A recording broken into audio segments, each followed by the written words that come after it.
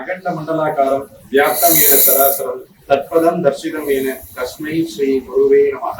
பிரபஞ்ச இணைப்புகள் காணொளி இணைய அன்பர்களுக்கு நமஸ்காரங்கள். மேலும் விஸ்வாவசு தின புத்தாண்டு தின நல்வாழ்த்துக்கள்.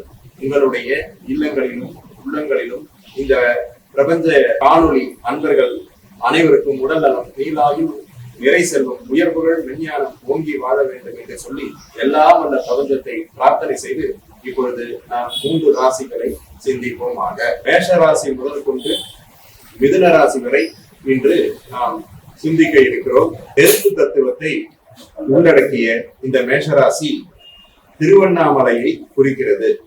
திருவண்ணாமலை என்பது அங்கே கார்த்திகை தீபம் மிக சிறப்பாக கொண்டாடப்படுகிறது. அதுவும் கிருத்திகை நட்சத்திரத்தில் சூரியன் உச்சமாக இருப்பதால் அதீத வெப்பத்தை உள்ளடக்கிய இந்த மேஷராசி வேகம் மற்றும் இருந்தால் போதாது, விவேகம் இருக்க வேண்டும் என்பதை இந்த மேஷராசிக்காரர்கள் வலியுறுத்துவார்கள். அந்த வகையிலே மேஷராசிக்கு தற்பொழுது புத்தாண்டு தினத்திலே எப்படி இருக்கும் என்பது குறிப்பாக சில பலன்களை பார்ப்போமாக. மனதில் நினைத்த எண்ணங்களை செயல்படுத்தக்கூடிய ஒரு நேரத்தை தானே வடிவமைத்துக் கொண்டிருக்கின்ற காலம் என்றால் இது மிகையாகாது. வேலை விஷயங்களில் கடந்த சில ஆண்டுகளாக, குறிப்பாக கடந்த சில மாதங்களாக வேலை விஷயங்களில் அப்பொழுது சிறு சிறு பிரச்சனைகளை எதிர்கொண்டு வரும் மேஷராசி அன்பர்களுக்கு ஆண்டின் தொடக்கத்திலேயே முதல் 3 மாத காலம் சற்று சிரமமாகத்தான் இருக்கும். வேலை விஷயங்கள், சில பிரச்சனைகளும் வேலை விஷயங்கள் ஏற்படும். வீடு சம்பந்தமான பிரச்சனைகள், குறிப்பா ஒரு வீடு வாங்குறது, வாகனம் வாங்குறது, வீட்டு பதிவு பண்றது, அதாவது ரெஜிஸ்ட்ரேஷன் பண்றது, இதெல்லாம் பாத்தீங்கன்னா இந்த மேஷராசிக்காரர்களுக்கு இந்த காலம் உகந்தது அல்ல.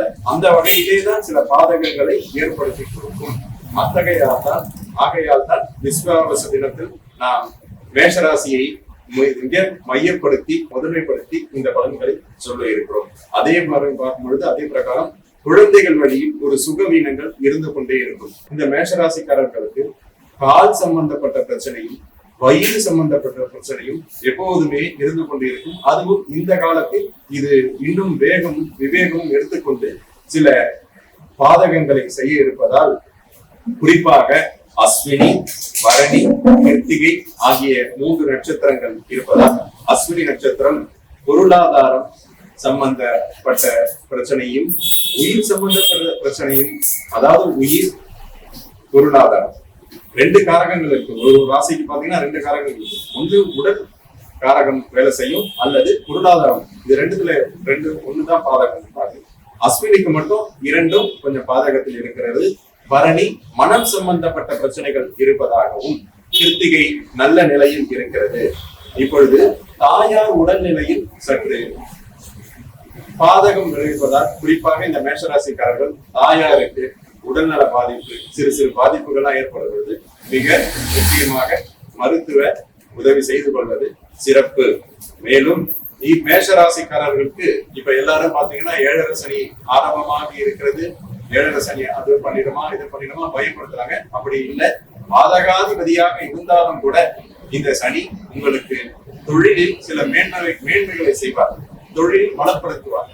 7 நாட்டு சனியில் வாங்கிய சொத்தும் 7 நாட்டு சனியில் கிடைத்த புகழும் எப்போதும் மங்காது என்பது ஆடித்தரமான விஷயம்.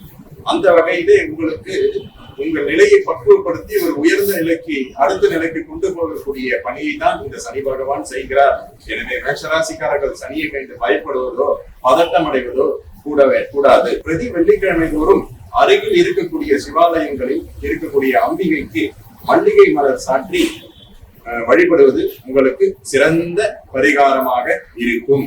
குறிப்பாக நம்முடைய பிரபஞ்ச இணைப்புகள் இணைய அன்பர்களுக்கு சொல்லிக் கொள்ள வேண்டிய விஷயம் என்னவென்றால், வீடு, மனை, வாகனம், தாயார் இந்த வகையில் உங்களுக்கு பாதகத்தை கொடுப்பதால், இந்த வகையிலே நீங்க சின்ன பாதகம் ஏற்பட்டாலும் கூட உடனே அதற்கான ஆயத்த பணிகளை செய்து கொள்வது நல்லது, சிறப்பு. இப்பொழுது கோச்சார பலன்களை பற்றி சிந்திப்போமாக. தனிப்பட்ட முறையில் உங்களுக்கு ஜாதகம் சம்பந்தமான தெரிவு வேண்டும் என்றால் கீழ்கண்ட எண்ணை அணுகவும்.